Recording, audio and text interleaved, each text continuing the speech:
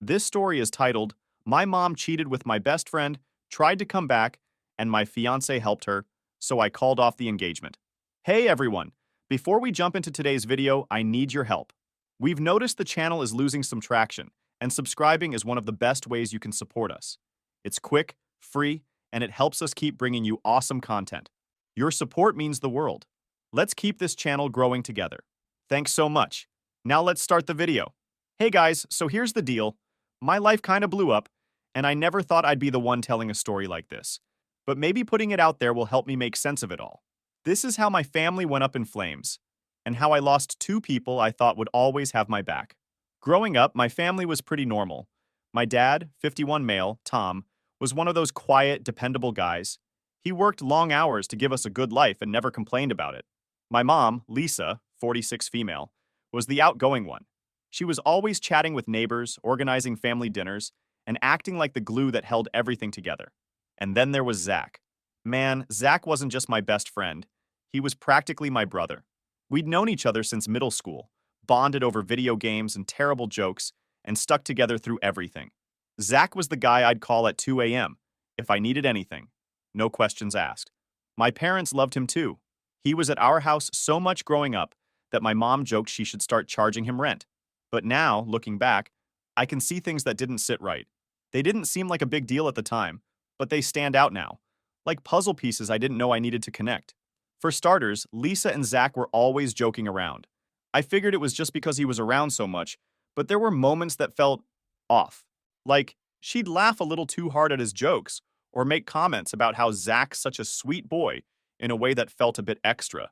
I even remember one time Zach made a joke about how he'd never get married because Lisa set the bar too high. Everyone laughed it off, and I didn't think much of it because, well, why would I? There were other little things too. Sometimes Zach would show up when I wasn't home, saying he was just stopping by to check on something or drop something off. Lisa never mentioned it, and I assumed it wasn't a big deal. He was like family, so it didn't seem weird that he'd be comfortable around my parents even when I wasn't there. But then it got weird. Zach was only coming to sit there, talking with mom and throwing jokes.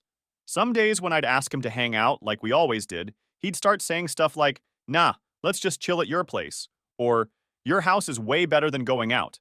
It was out of character for him. Zach was always the first one to want to hit up the arcade or grab some burgers. But suddenly, he just wanted to stay in. I started suggesting we meet somewhere else instead, at the park or my favorite diner, and he'd reluctantly agree. But something felt off. He wasn't the same Zach I'd grown up with. He'd get distracted during our hangouts, constantly checking his phone, and the easy flow of conversation we used to have just wasn't there anymore. Then there was Lisa herself. She'd been acting a little different for months, but I chalked it up to normal life stuff. She was a little more dressed up than usual when she wasn't going anywhere special. Or she'd spend extra time texting on her phone, but always brushed it off as talking to Aunt Karen or something like that. My dad noticed too. He'd make comments like, Lisa's been really distracted lately, but he didn't seem to think much of it either. The weirdest part, though, was how my dad started acting. He's not the kind of guy who shows a lot of emotion, but out of nowhere, he started snapping at the littlest things. If the TV remote was in the wrong spot, he'd grumble under his breath. If dinner was a little late, he'd sigh like the world was ending. He looked tired all the time, like he wasn't sleeping. I thought maybe it was work stress. My dad's always been a hard worker, but the guy never takes a day off. I even suggested he take a weekend to himself, go fishing or something. And he just said, I've got too much on my plate right now. I didn't push it.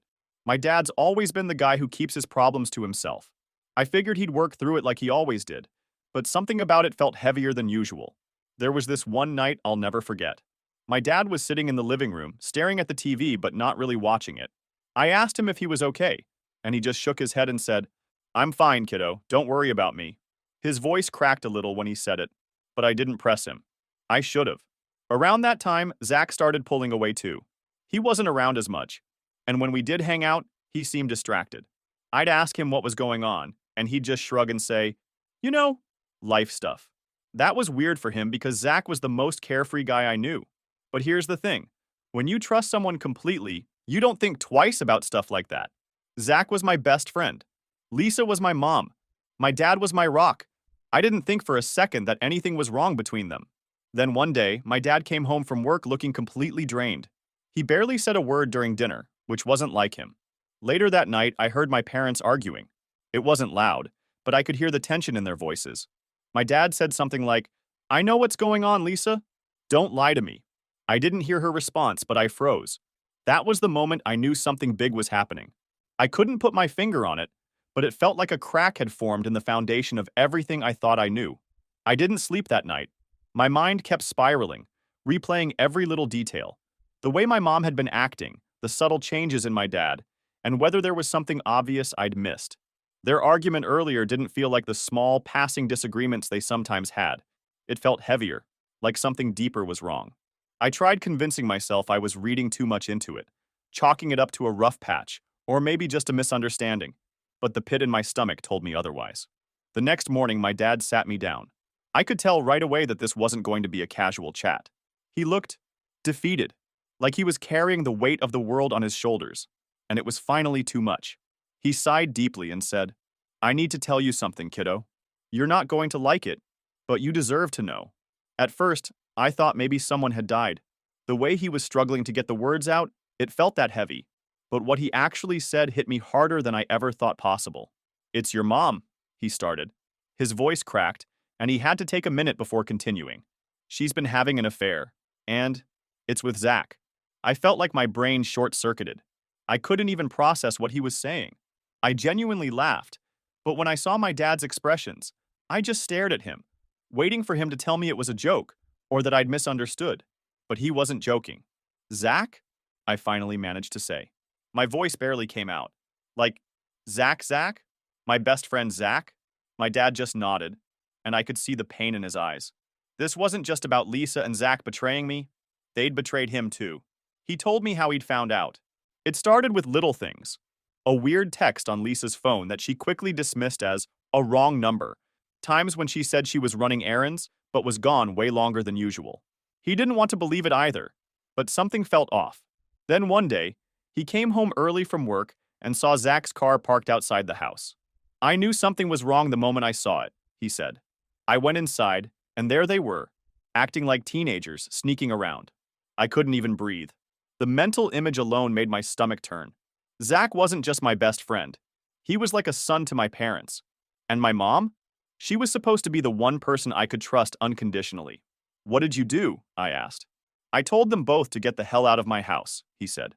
"Your mom tried to make excuses, but there was nothing she could say to make it better." At this point, my dad was tearing up. I'd only seen him cry once before, when his dad passed away. Seeing him like this broke something in me. After he told me, I felt like I was in a fog. I didn't know what to say or do. I just sat there, numb, as my dad kept talking. He said Lisa had been begging him for forgiveness, but he couldn't even look at her.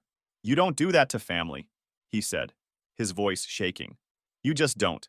When I finally found my voice, I asked him why he didn't tell me sooner when he noticed the signs. He said he didn't want to ruin my relationship with my mom unless he absolutely had to. "But you needed to know," he said. "I couldn't keep this from you anymore." The anger didn't hit me right away. At first, it was just shock, disbelief, and this hollow feeling in my chest. I couldn't wrap my head around it. Lisa and Zach? How was that even possible? I told my dad I needed to talk to her.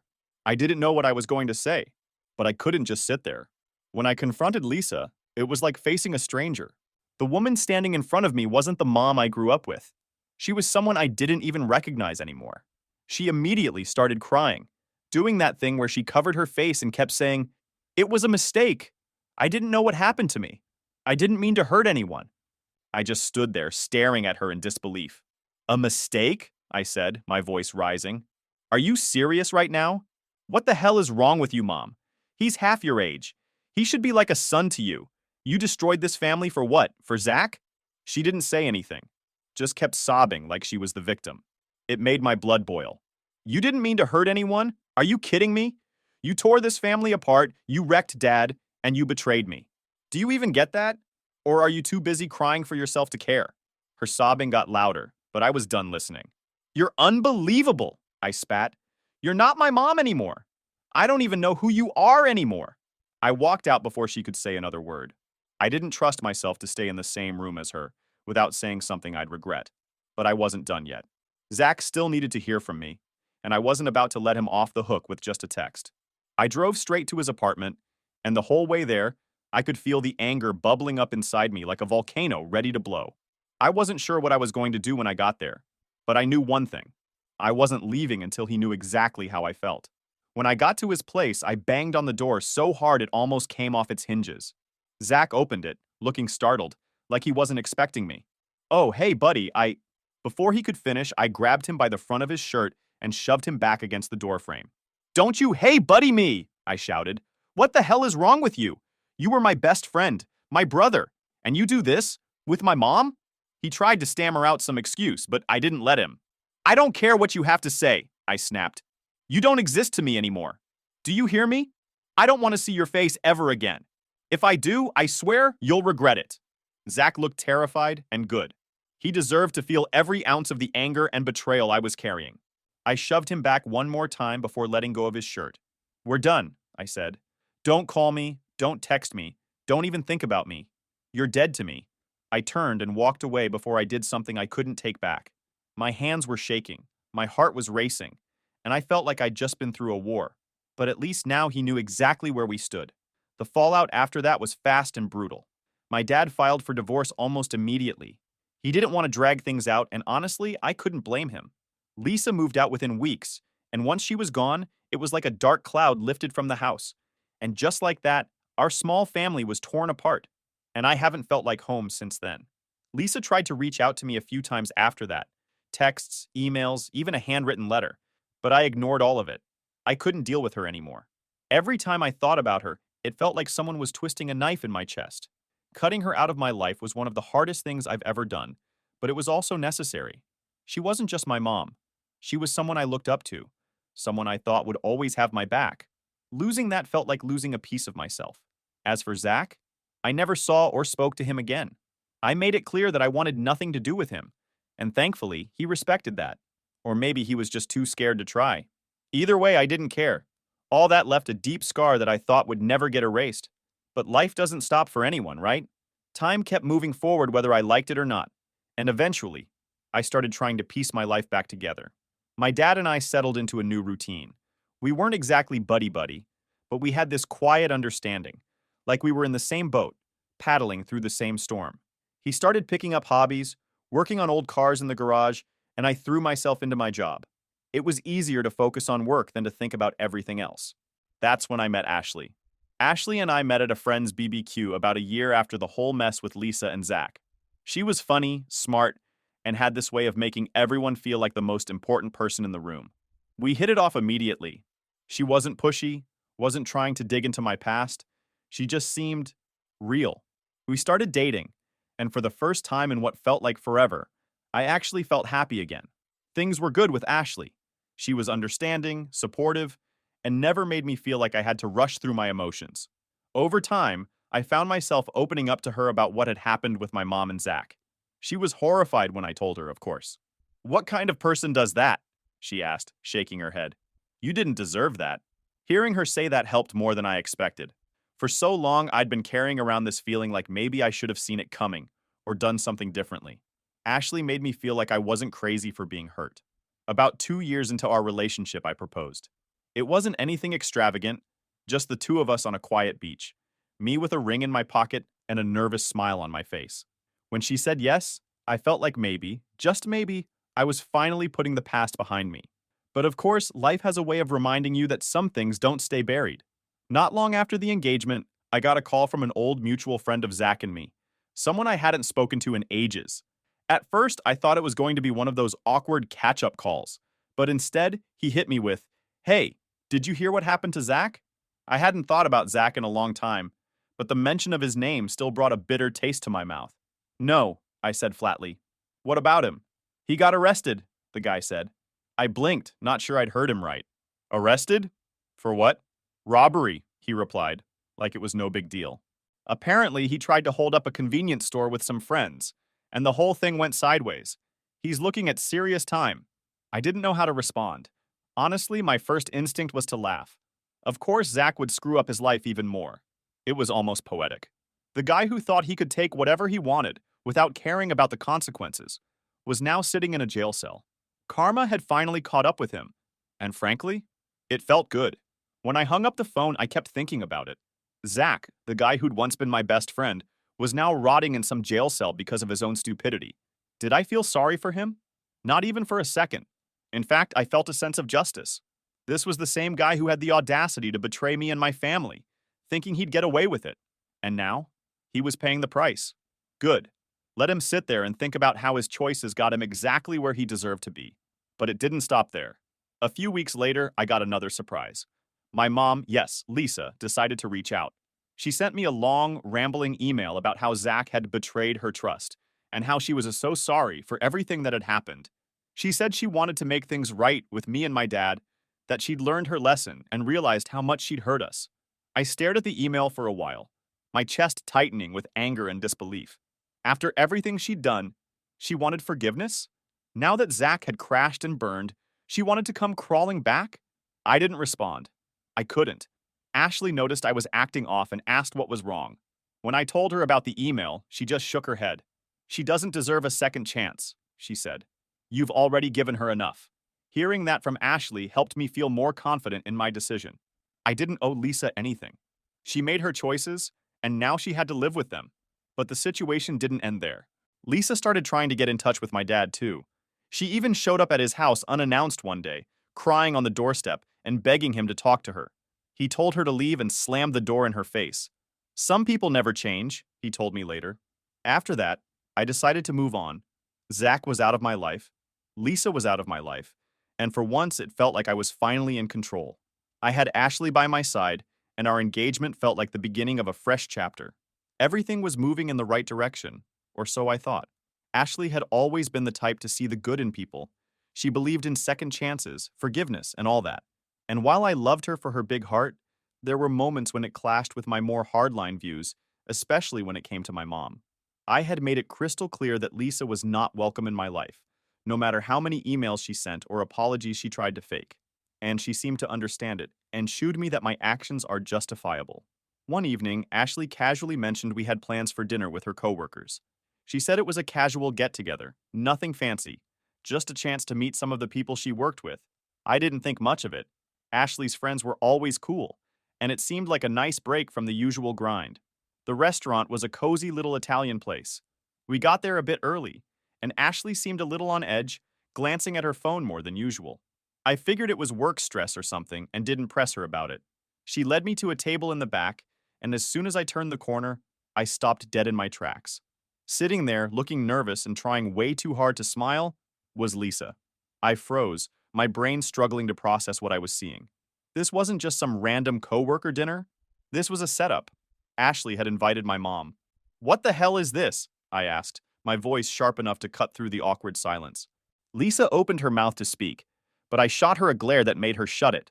I turned to Ashley, who was fidgeting with her hands, avoiding eye contact. "Seriously, Ashley? You thought this was a good idea?" She stammered. I thought maybe if you talked to her, you could work things out. After all, she's your mom, and she seems really sorry." "She seems sorry?" I interrupted, my voice rising. "You don't know what she did, Ashley. You don't know what it was like to have your family torn apart because of her." Lisa tried to chime in. "I just want to—" "Don't," I snapped, pointing at her. "You've done enough damage. You don't get to just waltz back into my life because you're suddenly feeling guilty." People at the surrounding tables were starting to stare, but I didn't care. I turned back to Ashley, who looked like she was about to cry. "You went behind my back," I said, my voice quieter but no less angry. "You had no right to do this." "I was just trying to help," she whispered. "Help?" I repeated, my disbelief turning into anger. "You didn't help Ashley. You just broke my trust in you." I threw a few bills on the table to cover whatever had been ordered and walked out. I heard Ashley calling after me, but I didn't stop. My hands were shaking as I got into my car and drove off. Later that night, Ashley came home and tried to explain herself. She said she'd been in contact with Lisa for a while and thought that if we just talked, I'd see that my mom had changed. "Changed?" I said, laughing bitterly. "You really think someone who could destroy her own family just changes? What? Did she promise she'd be better? Swear she wouldn't screw over anyone else?" "She's your mom," Ashley said softly, like that made it okay, her voice trembling as if she were trying to pacify me. "Exactly," I snapped. "She was my mom, and she chose to throw that away. You don't get to make that choice for me." Do you even get why I told you everything about what happened with my family? Ashley just stood there, looking confused and defensive. I told you about the betrayal, the pain, the boundaries I had to set, because I trusted you. I trusted you to respect what I needed to heal. And what do? You crossed the line without even telling me. Her eyes filled with tears, but I didn't stop. Why? Why would you do that? What part of my story made you think this was a good idea? I thought it was for the best, she said, her voice breaking. For our future. I thought having a connection with your mom, your family, would be good for us.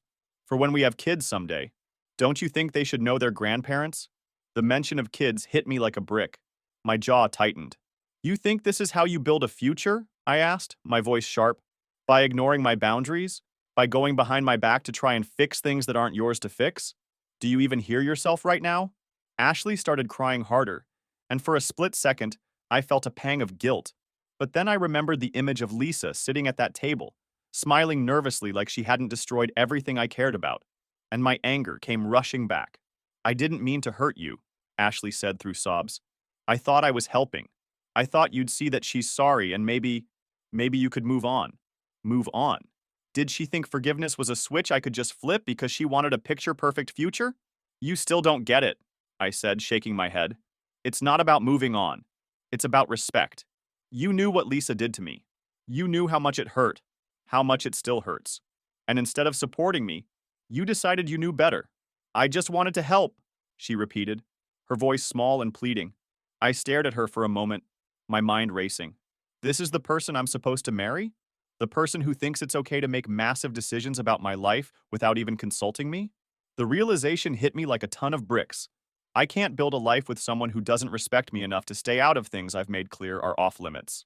Ashley, I said, my tone quieter now, but no less firm. This isn't about Lisa. This is about us. How am I supposed to trust you after this? How am I supposed to believe that you won't do something like this again, thinking it's for the greater good or whatever? She shook her head, tears streaming down her face. I won't. I promise. I didn't mean to hurt you. But you did, I interrupted. And that's the problem. You didn't even think about how this would affect me, because you were so focused on what you thought was right. She tried to reach for my hand, but I pulled away. I can't do this, I said, my voice heavy. I can't spend my life wondering if the next time something feels wrong, you'll go behind my back to fix it. Her sobs grew louder. But at that point, I knew there was no coming back from this. Over the next few days, things between us got colder. We barely talked, and when we did, it was tense and awkward. Finally, I couldn't take it anymore. I sat Ashley down and told her the wedding was off. She broke down, begging me to reconsider, saying she didn't mean to hurt me. I was just trying to help, she kept saying, like that would fix anything. But it didn't. You didn't trust me enough to let me handle my own life, I told her. How am I supposed to marry someone who thinks they know what's best for me better than I do? She kept crying, but I stayed firm. I knew this was the right choice. Breaking off the engagement wasn't easy. I loved Ashley, but love isn't enough when trust is gone. And after everything I'd been through with Lisa and Zach, I wasn't willing to risk being betrayed again. Ashley packed her things and moved out a week later. She tried one last time to change my mind before she left, but I didn't budge. Now I was alone again, and while it hurt, there was also a strange sense of relief. I'd cut out another person who thought they could make decisions for me without considering how it would affect me. The days that followed were rough. Ashley tried reaching out, texts, calls, even showing up at my place unannounced. Each time I stood firm. I wasn't going to let her talk me back into something I knew in my gut was wrong. One of her texts stuck with me, though. You're letting your past ruin your future. This isn't just about Lisa, it's about us. I read it over and over, feeling the frustration rise in my chest. She still didn't get it. This wasn't about my past. It was about her crossing a line I'd made clear from the beginning. Why do people think they can fix things that don't belong to them? It wasn't her responsibility to mend my relationship with Lisa. It wasn't her job to decide what was best for my future. That was my decision, and she didn't respect it. My dad was the first person I told about calling off the wedding. I expected him to be disappointed, or maybe even a little upset. He'd always liked Ashley, but his response surprised me. Good, he said, leaning back in his chair. You don't need someone who thinks they know better than you about your own life. I raised an eyebrow. You're not going to tell me I'm being too harsh? Nope, he said simply. You've been through enough. You deserve someone who listens to you and respects you, not someone who thinks they're smarter than you about your own pain. And he was absolutely right. I didn't need validation to know I'd made the right call, but hearing it from him made me feel like I wasn't crazy for putting my foot down. Ashley came by one last time about a week later. I wasn't surprised to see her, but I wasn't exactly thrilled either. She stood on my porch, holding a box of stuff I'd left at her place. "I just wanted to say goodbye," she said, her voice quieter than usual. I nodded, taking the box from her. "Thanks." She hesitated, standing there like she was trying to gather the courage to speak. Finally, she blurted out, "I didn't mean to hurt you, you know." I looked at her, my expression blank. "I know," I said flatly, not wanting to argue or drag this out any longer. She fidgeted with her hands, her voice barely above a whisper. I thought I was doing the right thing. I thought you'd understand someday. Maybe even thank me." "Yeah. After everything?" She still thinks I should thank her. I let her words hang in the air for a moment before responding. "I'm not going to argue with you, Ashley. You made your choice. I've made mine." She nodded, tears running down her face, and walked away without another word. It was the end of something I thought would last forever, but it was also the start of reclaiming control over my life. After Ashley was out of the picture, I decided to double down on focusing on myself. I started working longer hours and spending time with my dad. We didn't talk much about what had happened, but having him around made me feel grounded. Lisa, of course, didn't back off either. She sent more emails, called a few times, and even tried showing up at my dad's place again. He shut her down every time, and I blocked her on every platform I could think of. One day, my dad handed me a letter she'd left in his mailbox. "Do you want to read it, or should I just toss it?" he asked. I stared at the envelope for a moment, then shook my head. "Burn it," I said. He grinned. "Thought you'd say that." We didn't talk much about Lisa after that. She became like a ghost, something we both knew existed, but refused to acknowledge. Now as I'm writing in here, thinking that after Ashley's gone, and I cut Lisa off for good, there's this emptiness that just sits there. I've got my dad, work keeps me busy, and I still hang out with a few close friends, but sometimes it feels like I'm just floating. It's not like I'm lonely exactly. It's more like I'm untethered. For so long, my life's been wrapped up in fixing the mess Lisa left behind and then planning this future with Ashley. Now both of those things are gone, and I'm standing here like, okay, so what's next? One thing's for sure, though. I'm done settling. I'm not letting people in who think they can fix me or decide what's best for me. I'm not anyone's project. I know what I deserve, and I'm sticking to that. The scars Lisa and Zach left? Yeah, they're still there, but they don't control me anymore. They're just reminders of how far I've come and what I've survived. But I've got to ask, am I being too harsh? Like, did I go overboard cutting people off like this? Or is it fair to draw these hard boundaries? What would you guys do?